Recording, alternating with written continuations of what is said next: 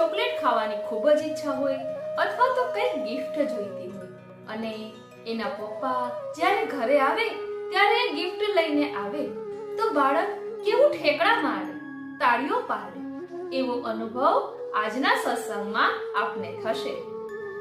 આજે નવા પુસ્તકની ઝાંખી કરીશું। ઘણા બધા પુસ્તકો છે, કુલ 9 પુસ્તકો છે અને બધા જ નવા છે, એટલા સુંદર છે કે એની ઝાંખી કરીને આપ પણ કહેશો વારી જાઉં બલિહારી જાઉં અને શું કરી જાઉં। વાલા વૈષ્ણવો, જય શ્રી કૃષ્ણ। હું માનાતુરી આપ સર્વે વૈષ્ણવોનું આજના આ અલૌકિક સત્સંગમાં હાર્દિક સ્વાગત કરું છું।